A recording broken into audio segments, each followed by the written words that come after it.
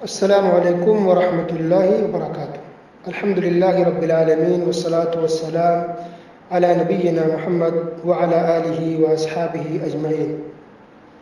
سورۃ الانبیاء۔ اعوذ باللہ من الشیطان الرجیم، بسم اللہ الرحمن الرحیم۔ اقترب للناس حسابهم وهم فی غفلۃ معرضون۔ محترم سامعین کرام، پارہ نمبر 17 یعنی 17 کی تفسیر حاضر ہے۔ اللہ سبحانہ و تعالیٰ نے اس کے شروع میں قیامت کا ذکر کیا کہ قیامت بہت قریب ہے، لوگوں کے حساب کا وقت قریب آ گیا، پھر بھی وہ بے خبر ہیں، منہ پھیرے ہوئے ہیں۔ اس کے بعد اللہ سبحانہ و تعالیٰ نے نبی اور پیغمبروں کے بارے میں کیا عقیدہ ہونا چاہیے، ان کی حقیقت کیا تھی، وہ اللہ سبحانہ وتعالیٰ نے بیان کیا پارہ نمبر 17 کے شروع میں۔ تو کیا نبی پیغمبر نور ہوتے ہیں؟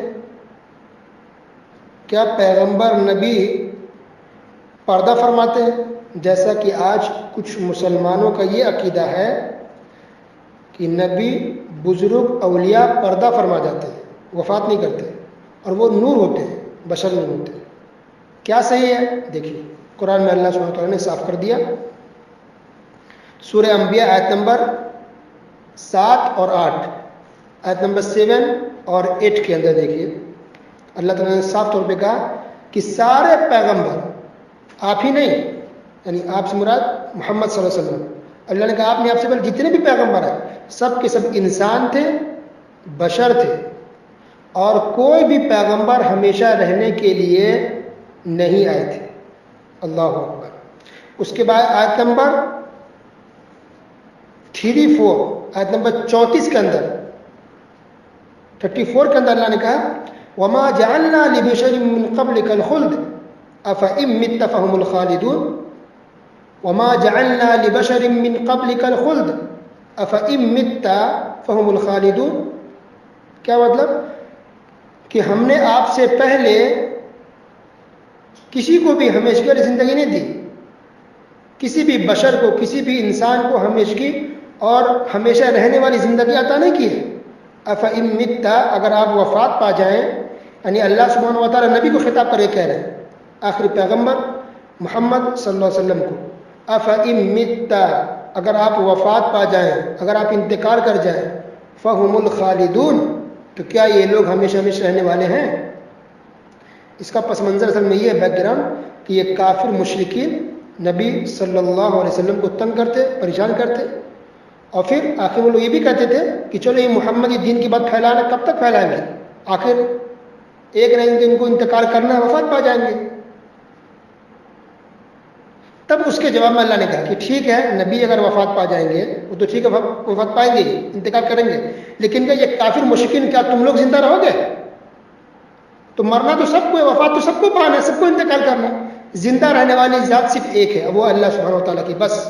اللہ کا جو بھی مخلوق ہے، جو بھی انسان ہو، پیغمبر ہو، فرشتے ہو، کوئی بھی مخلوق ہے، ہر کسی کو کسی نہ کسی دن موت آنی ہے، وفات سب پاتے ہیں، صرف اللہ کو موت نہیں آتی۔ تو اللہ سبحانہ و تعالیٰ نبی کے بارے میں کہا افإن مت فهم الخالدون، اگر آپ وفات پائیں گے تو یہ لوگ بھی زندہ رہنے والے نہیں ہیں، وفات سب کو ہوتی ہے اور سب کو ہوگی اگر کوئی زندہ ہے تو نبی کریم صلی اللہ علیہ وسلم کی وفات ہو چکی ہے، اور لفظ افإن مت اللہ سبحانہ وتعالیٰ استعمال ہے۔ کچھ لوگ کہتے ہیں نا کہ نبی اگر وفات کہیں گے، انتقال کہیں گے تو نبی کی شان میں گستاخی ہو جائے گی۔ تو کیا قرآن گستاخی کر رہا ہے؟ نعوذ باللہ۔ کیا خود اللہ سبحانہ وتعالیٰ اپنے پیغمبر نبی کے بارے میں گستاخی کر رہے ہیں؟ نعوذ باللہ، کبھی نہیں ہو سکتا۔ تو اللہ سبحانہ وتعالیٰ خود لفظ موت، انتقال استعمال کیا ہے پیارے حبیب صلی اللہ علیہ وسلم کے بارے میں۔ اس سے پتہ چلا کہ ہمیں اللہ، اس کے رسول اور قرآن کی بات مانی چاہیے۔ یہ کچھ لوگ جو شوشے اور شگوفے چھوڑتے ہیں کہ یہ گستاخی ہے، یہ غلط ہے، ہم لوگوں کی بات میں نہ آئیں بلکہ اللہ اور اس کے رسول کی باتوں پر چلیں۔ پھر اللہ تعالیٰ اس کے بعد فوراً بعد اللہ نے کہا آیت نمبر 35 میں دیکھیے کل نفس ذائقۃ الموت، ہر نفس کو موت کا مزہ چکھنا ہے۔ جو بھی ہے جس کے اندر جان اللہ نے ڈالی ہے اس کو موت آ کر کے رہے گی، وہ وفات پائیں گے۔ کسی کو اللہ نے ہمیشہ کی زندگی نہیں دی ہے۔ اور یہ ہمیشہ زندہ رہنے کی صفت یہ اللہ کی ہے. اس کے علاوہ جتنے بھی مخلوق ہے سب کو وفات ہونا ہے، سب کو انتقال کرنا ہے. جو لوگ آئے انتقال کر گئے، وفات پا چکے ہیں. اور اس سے پہلے بھی پارہ نمبر 4 کے اندر، پارہ نمبر 4 کے اندر بیان کیا گیا تھا اللہ سبحانہ تعالیٰ نے نبی کے بارے میں لفظ موت استعمال کیا ہے، اور دوسرے پیغمبروں کے بارے میں اللہ تعالیٰ نے لفظ موت کا، وفات کا استعمال کیا ہے. اور اس میں کوئی گستاخی کی بات نہیں ہے. اللہ سبحانہ و تعالیٰ کا نظام ہے، سسٹم ہے.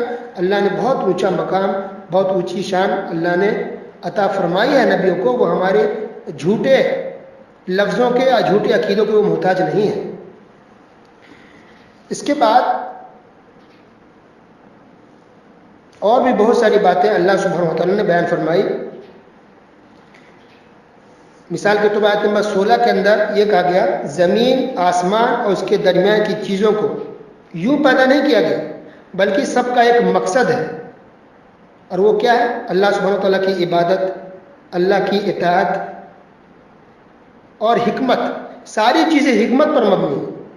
تو کوئی بھی چیزیں بیکار پیدا نہیں کی گئی. آسمان، زمین، یہ ندی، نالے، تالاب، سمندر، پہاڑ، پیڑ پودے، پرندے، یہ جانور، ہر چیز کو اللہ نے حکمت کے ساتھ اور ایک مقصد کے تحت پیدا کیا.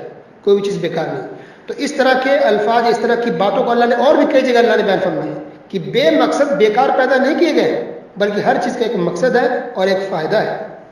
اس کے بعد اللہ سبحانہ و تعالیٰ نے کہا آیت نمبر 22 میں لو کان فیہما آلہۃ الا اللہ لفسدتا فسبحان اللہ رب العرش عما یصفون، کہ اگر زمین آسمان میں اللہ کے سوا اور بھی معبود ہوتے تو یہ دونوں درہم برہم ہو جاتے. یعنی یہ توحید کی دعوت دی جا رہی ہے.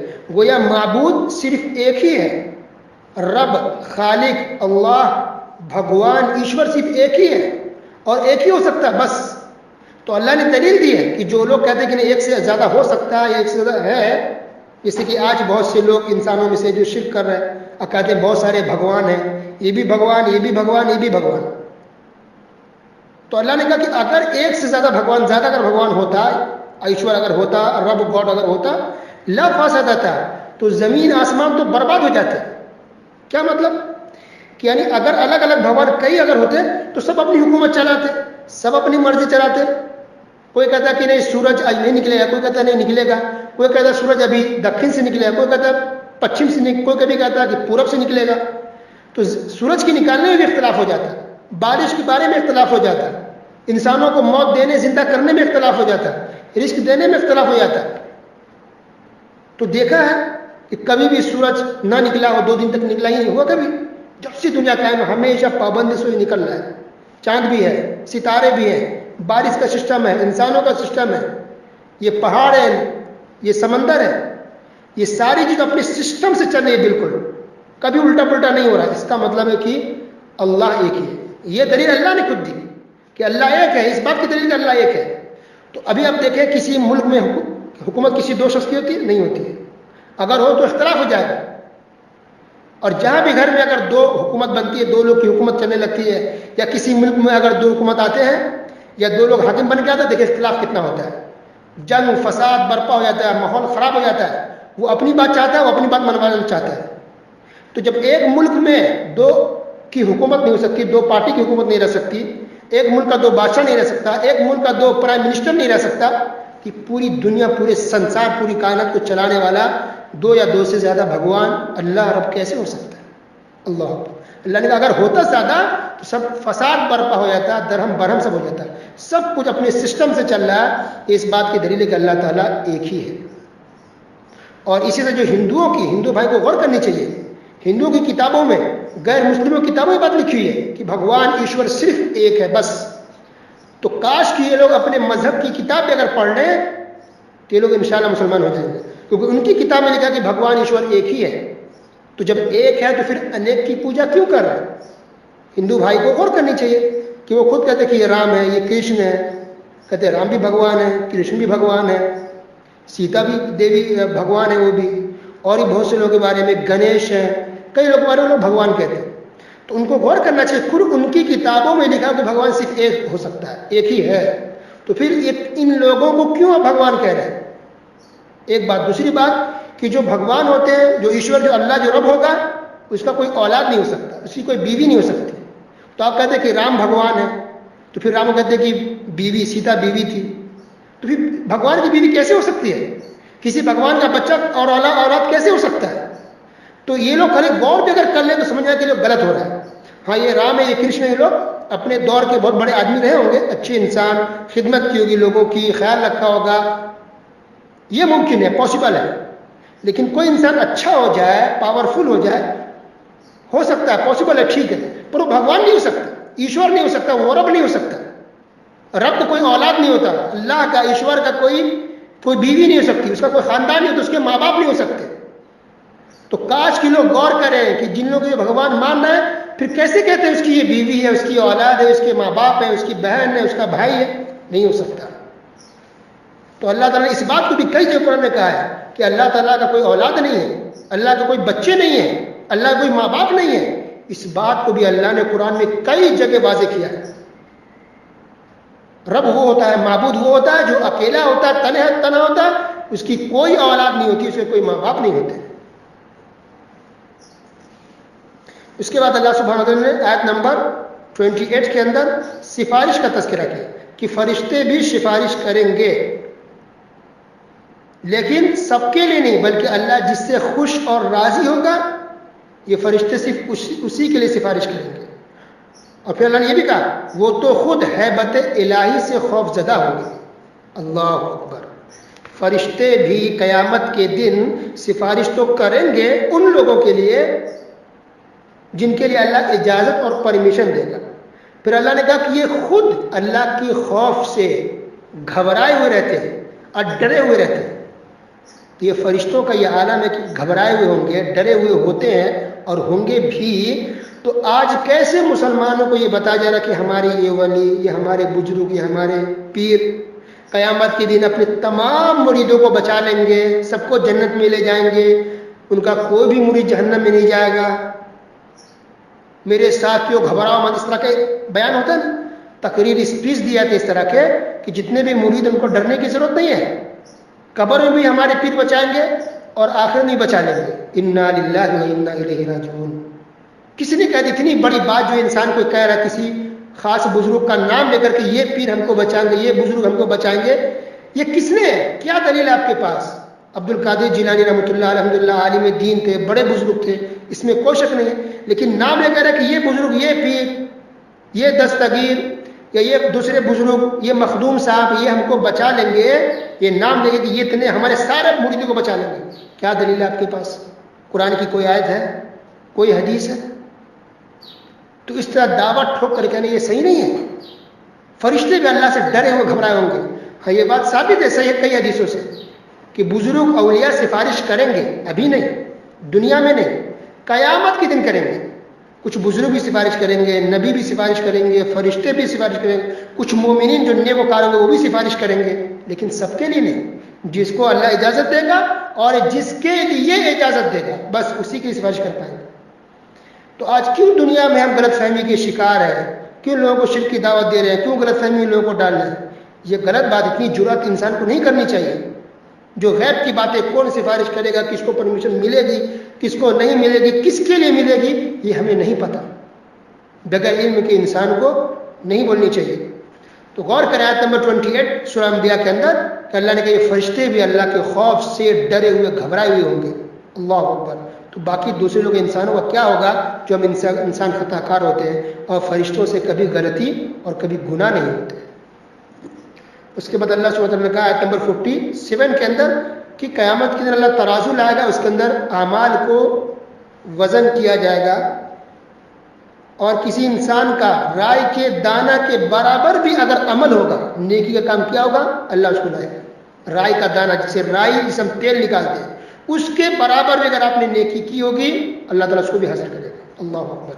اس کے بعد اللہ سبحانہ وتعالیٰ نے بہت سے پیغمبروں کا ذکر کیا، کچھ مختصر حالات بہت سے پیغمبروں کا، لیکن سب سے زیادہ جو ڈیٹیل اور تفصیل میں جو اس صورت کے اندر جس پیغمبر کے بارے میں بیان کیا گیا وہ ہے ابراہیم علیہ السلام. ٹھیک ہے. اور جو آپ نے سنا کہ ابراہیم علیہ السلام کو آگ میں ڈالا گیا، آگ ٹھنڈی ہو گئی، وہ واقعہ اسی سورہ انبیاء کے اندر موجود ہے.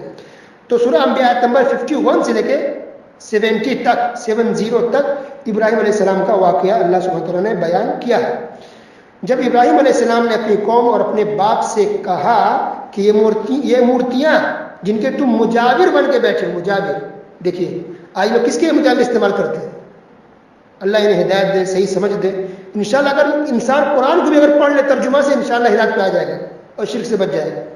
تو ابراہیم علیہ السلام نے اپنی قوم سے کہا کہ جن مورتیوں کی تم مجاور بن کے بیٹھے ہو یہ کیا ہے؟ مطلب کیوں کر رہے ہو ایسا؟ کیا معاملہ ہے؟ تو سب نے کیا جواب دیا کہ ہم نے باپ دادا کو ایسے ہی کرتے دیکھا۔ اللہ اکبر، اپنے باپ دادا کو ایسے ہی کرتے ہوئے پایا۔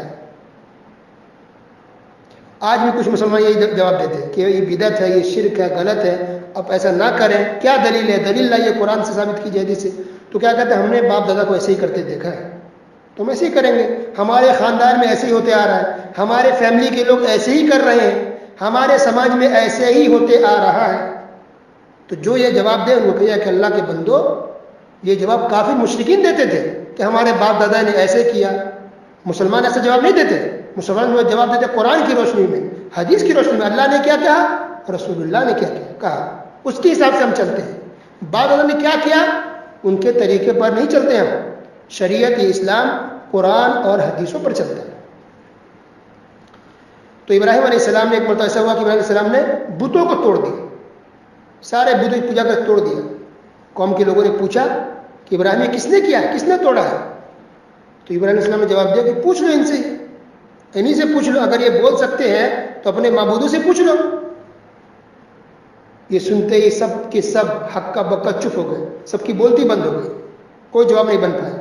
اب کیا کیا؟ اب ان لوگوں نے، ساری قوم کے لوگوں نے مل کر کے کہا کہ ابراہیم ایسے سدھرنے والے نہیں ہیں، یعنی اپنے توحید اور دین کی دعوت سے نہیں باز آئیں گے، چلو ان کو ہم مار ڈالتے ہیں۔ تب ان لوگ سب مل کر کے آگ لگائی، آگ جلائی، بہت بڑا شعلہ بنایا گیا، اور پھر منجیک، مفسرین نے لکھا کہ منجیک یعنی آج کے حساب سے کہہ سکتے ہیں کہ مشین کے ذریعے اٹھا کر کے ابراہیم علیہ السلام کو آگ میں ڈال دیا گیا۔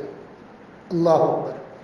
یہاں پر غور کیجئے کہ قوم کے لوگ جواب نہیں دے پائے، چپ ہو گئے کہ جب بول نہیں سکتے، تو جب بول نہیں سکتے ہیں تو کیوں اس کی پوجا کر رہے ہو، اس کے سامنے کیوں جھک رہے ہو، کیوں ان سے مرادیں مانگ رہے ہیں؟ کوئی جواب نہیں دیتے۔ کیا تکلیف دینا، ماننے کی کوشش کی۔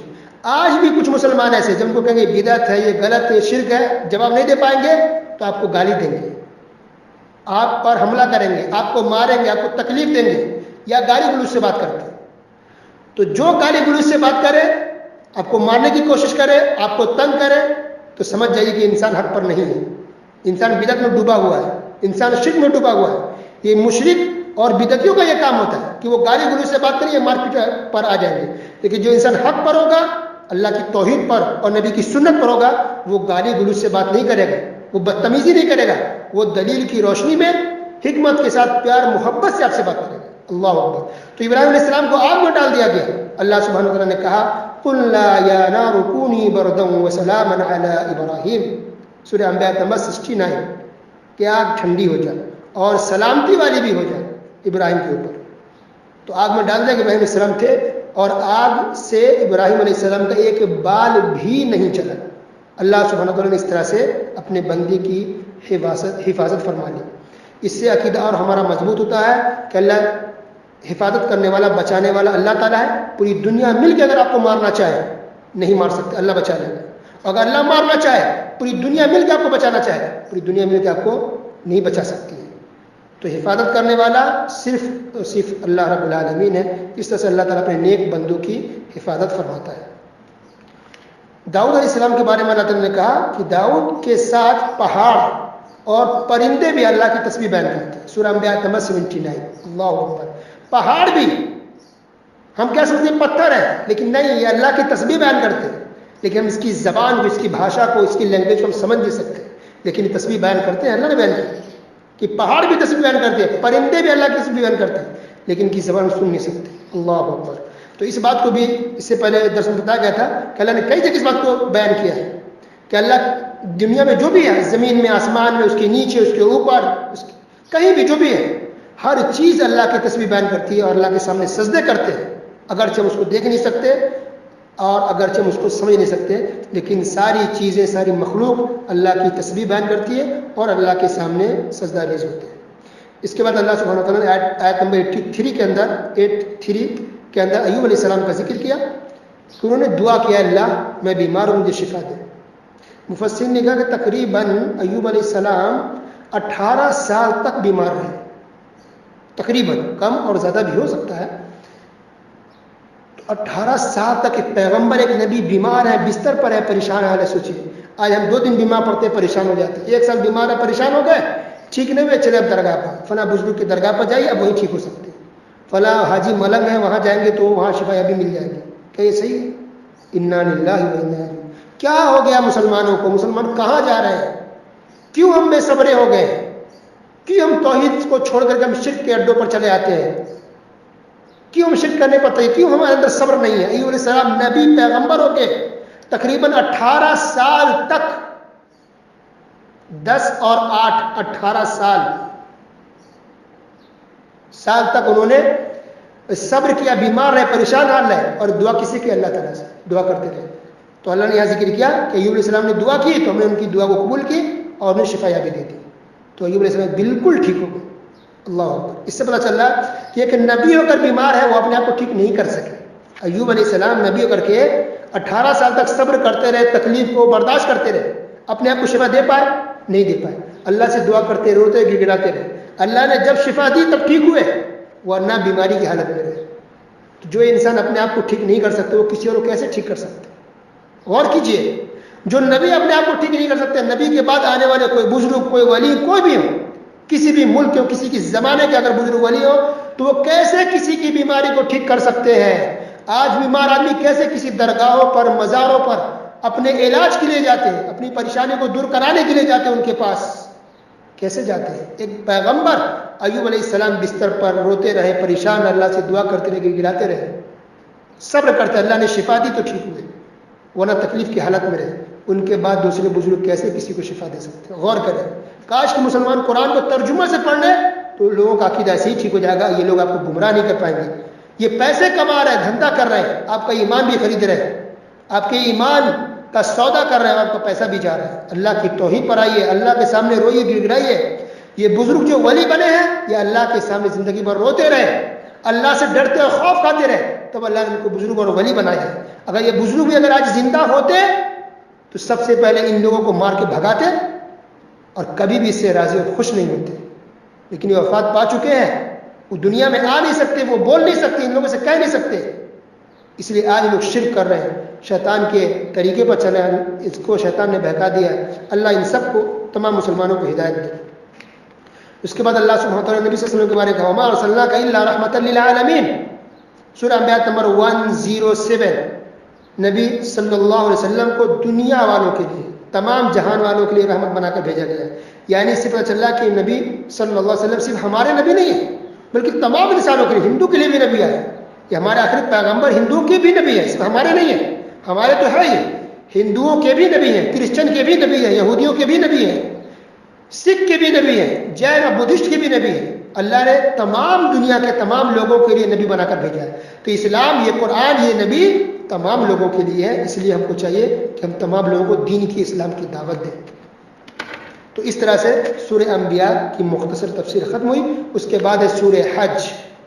حج جو کرتے ہیں لوگ، حج کے نام پر سورت کا نام ہی حج رکھ دیا گیا ہے. یہ سورت مدنی ہے لیکن اس کے اندر بہت سی آیتیں مکی بھی ہیں. تو مکی اور مدنی آیتیں اس کے اندر مکس ہے سورہ حج کے اندر، اس لیے بعد میں اس کو مکی کا، بعد میں اس کو مدنی کا ہے. بہرحال اس کے اندر بہت اہم باتیں اللہ نے بیان کی ہیں. شروع میں قیامت کی ہولناکی کو اللہ نے قیامت کی ہولناکی کا اور منظر کا اللہ نے نقشہ کھینچا ہے اور بیان کیا ہے. لیکن اس کو ہم بیان کریں گے انشاءاللہ 30ویں پارے میں، کیونکہ 30ویں پارے کے اندر بہت سی صورت ایسی ہے جس کے اندر قیامت کے منظر کو بیان کیا گیا ہے اور قیامت کے اندر کیا حالات ہوں گے اس کو اللہ نے کئی صورتوں میں بیان کیا. انشاءاللہ وہاں گفتگو اس پر کریں گے. اس کے بعد اللہ سبحانہ وتعالیٰ نے یہ بیان کیا کہ انسان کی پیدائش کا جو مرحلہ کیسے ہوتا ہے. ایک ہسبینڈ وائف ملتے ہیں، پھر نطفہ ہوتا ہے، پھر اس سے خون بنتا ہے، خون سے گوشت بنتا ہے. اس مرحلے کو اللہ نے بیان کیا. اچھا، اس بات کو اللہ نے پھر 18ویں پارے کے شروع میں بیان کیا. سورہ مومنون 18واں پارہ کے شروع میں اللہ نے اس بات کو بیان کیا ہے کہ کس طرح سے انسان کی تخلیق ہوتی ہے. کہ ایک معمولی قطرہ پانی ہوتا ہے، پھر اس سے انسان جم کر کے انسان کو اللہ تک اس پانی کو اللہ تعالیٰ خون کا لوتھڑا بناتا ہے اور پھر کچھ دنوں کے بعد پھر وہ خون سے پھر گوشت کا لوتھڑا بن جاتا ہے، اور گوشت کا پھر اللہ تعالیٰ اس کے اندر ہڈیاں ڈالتا ہے، اور پھر اس طرح سے 4 مہینے کے بعد انسان پورا مکمل ہوتا ہے اور اللہ تعالیٰ روح ڈال دیتا ہے۔ اللہ اکبر۔ اس کے بعد اللہ سبحانہ و تعالیٰ نے کہا کہ کچھ لوگ ایسے ہیں جو کنارے کھڑے ہو کے اللہ کی عبادت کرتے ہیں، نفع اور اچھی چیزیں مل گئی تو اللہ کی خوب عبادت کرتے ہیں، خوش ہوتے ہیں، اگر آفت کوئی مصیبت آیا تھی تو انسان دور ہو جاتا ہے۔ یہ مسلمان کا شیوا نہیں ہے۔ تکلیف ہونا، مصیبت آنا، پیسے اچھا کمانا نہیں کمانا یہ الگ چیز ہے۔ ہم کو مسلمان ہے تو دین پر چلنا ہر حال میں، شریعت پر عمل کریں گے، روزانہ ہمیں عبادت، نماز پڑھیں گے، اللہ کی عبادت کریں گے، ذکر و اذکار ہمیں روزانہ کرنا ہے، خوشحال ہو، غم میں ہو، تکلیف میں ہو، الگ چیز ہے، لیکن عبادت سے ہم دور نہیں رہ سکتے۔ اس کے بعد اللہ سبحانہ و تعالیٰ نے یہاں بھی دیکھیے سجدے کا ذکر کیا، سورہ حج آیت نمبر 18 کے اندر، کہ ساری چیزیں، یہ چاند، یہ پیڑ، یہ پودے، یہ پہاڑ، یہ درخت، یہ جانور، زمین، سورج، ساری چیزیں اللہ کو سجدے کرتے ہیں۔ اللہ اکبر۔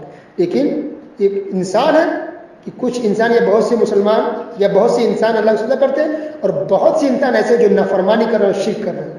لیکن یہ پرندے، یہ درخت، یہ پہاڑ جو بے زبان ہیں لیکن اللہ کے سجدے میں ہوتے ہیں اور اللہ کے سامنے سجدہ کرتے ہیں۔ اللہ اکبر۔ اس کے بعد اللہ سبحانہ و تعالیٰ نے آیت نمبر 26 سے 33 تک خانہ کعبہ کا ذکر کیا۔ خانہ کعبہ، ابراہیم علیہ السلام، پھر انہوں نے ابراہیم علیہ السلام کے اندر اعلان کیا کہ لوگ حج کے لیے آئیں، ان باتوں کا اللہ نے یہاں ذکر کیا آیت نمبر 26 سے 33 تک۔ تو خانہ کعبہ کا یہاں ذکر آیا۔ خانہ کعبہ یہ دنیا میں سب سے پہلی مسجد ہے، مسجد حرام جو خانہ کعبہ بیت اللہ شریف ہے، یہ سب سے پہلی مسجد بنائی گئی دنیا میں، اور اس کے 40 سال کے بعد تقریباً، جیسا کہ علماء کرام نے لکھا ہے، 40 سال کے بعد مسجد اقصیٰ بنائی گئی جو فلسطین میں ہے۔ ابراہیم علیہ السلام نے خانہ کعبہ بنایا، اس کا مطلب یہ نہیں کہ ابراہیم علیہ السلام سے پہلے خانہ کعبہ نہیں تھا، نہیں تھا، پھر انہوں نے تعمیر کی، ٹوٹ گیا تھا، خراب ہو گیا تھا، پھر اچھے سے بنایا۔ تو خانہ کعبہ شروع سے ہے، جب سے آدم علیہ السلام ہے تب سے خانہ کعبہ ہے، تب سے بیت اللہ شریف ہے۔ لیکن ابراہیم علیہ السلام نے بنائی تو اس کی وجہ یہ تھی، جیسا کہ علماء کرام نے لکھا ہے، مفسرین نے، علماء کرام نے، کہ چونکہ جب نوح علیہ السلام کے زمانے میں طوفان آیا تھا، اب پوری دنیا میں وہ طوفان ہے، سب کے سب تباہ برباد ہو گئے تھے، تو اسی میں یہ خانہ کعبہ بھی ٹوٹ گیا تھا۔ تو یہ ابراہیم علیہ السلام جب آئے تو انہوں نے اس کی تعمیر پھر سے کی اور اس کو کھڑا کیا، اس کی دیواروں کو۔ اور پھر ابراہیم علیہ السلام کے بعد بھی جب بھی سیلاب کی وجہ سے یا کسی طوفان جیسے اگر ٹوٹ گیا، خراب ہو گیا، تو کئی مرتبہ خانہ کعبہ کی تعمیر کی گئی ہے، اس کی مرمت کی، اس کی اصلاح کی گئی ہے۔ یہ حادثہ یہ کہیے کہ یہ معاملہ کئی مرتبہ پیش آ چکا ہے۔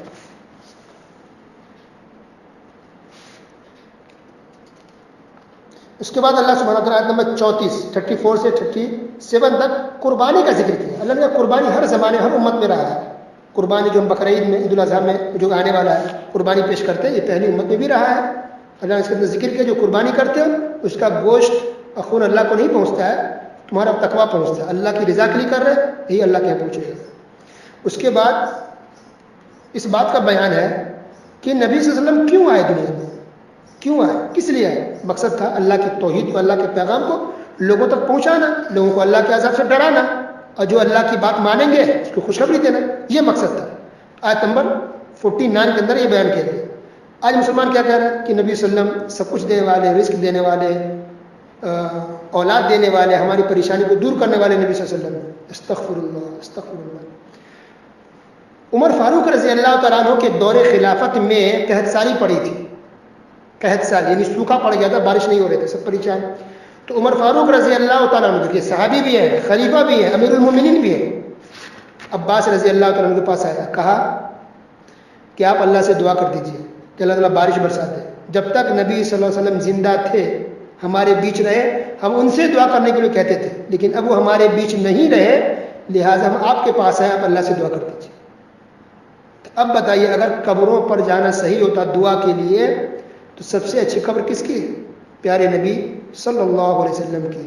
صحابہ کرام، عمر فاروق رضی اللہ تعالیٰ عنہ نبی کی قبر پر جاتے، حضور پاک صلی اللہ علیہ وسلم کی قبر سے اچھی قبر کس کی ہو سکتی ہے؟ ان کی قبر پر گئے نہیں گئے، بلکہ صاف طور پہ کہا کہ جب تک حضور صلی اللہ علیہ وسلم ہمارے بیچ میں زندہ رہے ہم ان سے دعا کرنے کے لیے کہتے تھے، اب وہ ہمارے بیچ نہیں رہے، وفات پا چکے، لہذا ہم آپ کے پاس ہیں، آپ اللہ سے دعا کیجیے۔ تو عباس رضی اللہ تعالیٰ نے دعا کی، صحابہ کرام نے سب نے مل کر دعا کی، تو اللہ تعالیٰ نے بارش برسا دی۔ پتہ چلا کہ اگر بزرگ ولی زندہ ہے تو ان کو ہم دعا کے لیے کہہ سکتے ہیں، یہ تو صحیح ہے، لیکن جب وفات پا جائے تو وفات کے بعد ان کی قبروں پر جا کر کے، درگاہوں مزاروں پر جا کر کے دعا کرنے کے لیے کہنا یہ صحیح نہیں ہے، کیونکہ ہم سے کہیں زیادہ ایمان مضبوط کس کا تھا؟ عمر فاروق رضی اللہ تعالیٰ عنہ کا تھا۔ ہم سے کہیں زیادہ دین کو سمجھنے والے کون تھے؟ صحابہ کرام تھے، اور عمر فاروق رضی اللہ تعالیٰ عنہ تھے۔ اللہ اکبر۔ اس کے بعد ایک اور عقیدے کی بات ہے، سورہ حج آیت نمبر 66 کے اندر 66، کچھ لوگ کہتے ہیں، باقاعدہ کئی لوگوں نے تو تقریر بیان کیا کہ ہمارے بزرگ ولی نے کسی کو زندہ کر دیا، کسی کو مار دیا، ایک اور بڑھیا آئی اس کا بچہ مر گیا تھا تو عبد القادر جیلانی رحمۃ اللہ نے ان کو زندہ کر دیا۔ لوگ سننے والے کہہ رہے ہیں واہ واہ سبحان اللہ سبحان اللہ، اس تک جھوٹی واقعہ ہے۔ اس طرح کے جو واقعات بیان کیے تھے بزرگوں اولیاء کے بارے میں، اولیاء تو سے بری ہے، ان کی کوئی غلطی نہیں۔ یہ تو جو لوگ گمراہ کر رہے ہیں ان کا نام لے کر یہ لوگ گنہگار ہیں، اولیاء تو الحمدللہ بہت اونچے درجے پر ہے۔ تو یہ کتنا غلط عقیدہ بتائیے۔ زندہ کرنے والا کون ہے؟ صرف اللہ رب العالمین۔ پڑھیے پارہ نمبر 17 سورہ حج آیت نمبر 66، وَهُوَ الَّذِي أَحْيَاكُمْ ثُمَّ يُمِيتُكُمْ ثُمَّ يُحْيِيكُمْ۔ اللہ ہی ہے وہ جو تمہیں زندہ کیا، جو تمہیں زندگی عطا فرمائی، اور وہی اللہ تمہیں موت بھی دیتا ہے، اور وہی اللہ تمہیں زندہ بھی دوبارہ کرے گا۔ اللہ اکبر۔ تو یہ زندہ کرنا، موت دینا، وفات دینا، زندگی دینا کس کا کام ہے؟ صرف اور صرف اللہ رب العالمین کا۔ یہ عقیدہ اللہ نے بیان کیا ہے سورہ حج آیت نمبر 66۔ اور سب سے آخری بات آج کے درس میں، یہاں بھی توحید کی بات ہے، سورہ حج آیت نمبر 73 یا ایھا الناس ضرب مثل فاستمعوا له ان الذين تدعون من دون الله لن يخلقوا ذبابا ولو يجتمعوا له وان يسلبهم الذباب شيئا لا يستنقذوه منه ضعف الطالب والمطلوب۔ اللہ تعالیٰ نے کہا کہ اے لوگو، تمام لوگوں، ایک مثال بیان کی جا رہی ہے، غور سے سنو، کان لگا کے سنو۔ جو لوگ اللہ کے علاوہ دوسروں کو پکارتے ہیں وہ لوگ ایک مکھی بھی پیدا نہیں کر سکتے، اگرچہ سب کے سب مل جائیں، سب مل کر کے بھی ایک مکھی پیدا نہیں کر سکتے، بلکہ اگر مکھی کچھ لے بھی لے، لا یستنقذوہ منہ، تو مکھی سے وہ چیز چھین بھی نہیں سکتے۔ اللہ اکبر۔ یعنی دنیا کے تمام لوگ اس میں سب شامل ہے، یاد رکھیے، یہ صرف بتوں کے لیے نہیں کہا جا رہا ہے، مورتیوں کے لیے سب بھی نہیں کہا جا رہا ہے، کیونکہ اب آپ اگر کسی کو چیلنج کریں، کسی جوان کو، تو سمجھ آئے کہ ہاں طاقتور ہے، لیکن آپ چیلنج کریں 5 سال کے بچے کو کہ آ جاؤ مجھ سے لڑ کے دکھا دیں، کیا یہ بہادری ہے؟ نہیں، بہادری تو صحیح ہے کہ کسی طاقتور کو آپ چیلنج کریں۔ تو پتھر تو ایسے ہی کوئی چیز کو پیدا نہیں کر سکتا، وہ چیلنج کی بات نہیں۔ اللہ یہاں چیلنج کر رہا ہے کہ سب لوگ مل کر کے، مفسرین لکھا کہ اسے سب لوگ شامل ہیں، چاہے بزرگ ہو، ولی ہو، اولیاء ہو، فرشتے ہو، انبیاء ہو، نبی ہو، پیغمبر، سب کے سب اگر مل کر کے مکھی پیدا کرنا چاہے نہیں کر سکتے، کیونکہ کچھ لوگ ایسے ہیں جو فرشتوں کی پوجا کرتے ہیں، کچھ لوگ ایسے ہیں جو پیغمبر کی پوجا کرتے ہیں، کرسچن عیسیٰ علیہ السلام کی بھی عبادت کرتے ہیں، عیسیٰ علیہ السلام کو سمجھتے ہیں کہ کچھ دے سکتے ہیں ہم کو، تو کیا عیسیٰ علیہ السلام پیدا کر سکتے مکھی؟ کبھی نہیں۔ اور کچھ لوگ اولیاؤں کی پوجا کرتے ہیں، اولیاؤں کے بارے میں عقیدہ رکھتے ہیں کہ وہ کچھ دے سکتے ہیں، تو اللہ نے سب کو چیلنج کیا، سب کو کہا یہ سب کے سب مل جائے، ساری مخلوق بھی، تو ایک مکھی پیدا نہیں کر سکتے۔ پھر اللہ نے کہا کہ مکھی پیدا کرنے تو بہت دور کی بات ہے، اگر مکھی کوئی چیز لے لے، یعنی مکھی کوئی چیز کھا لیا، آپ سے کچھ لے لے، تو اللہ نے کہا کہ اس مکھی کے منہ سے بھی کوئی نکالنے کی طاقت نہیں رکھتا ہے۔ اب آپ تجربہ کر کے دیکھیے کہ مکھی آپ کی مٹھائی کھا لے، تو اب مکھی کے منہ سے اس مٹھائی کو نکال کے دکھا دیجیے، چلیے دکھا دیجیے، نکال سکتے ہیں مکھی کے منہ سے؟ نہیں نکال سکتے۔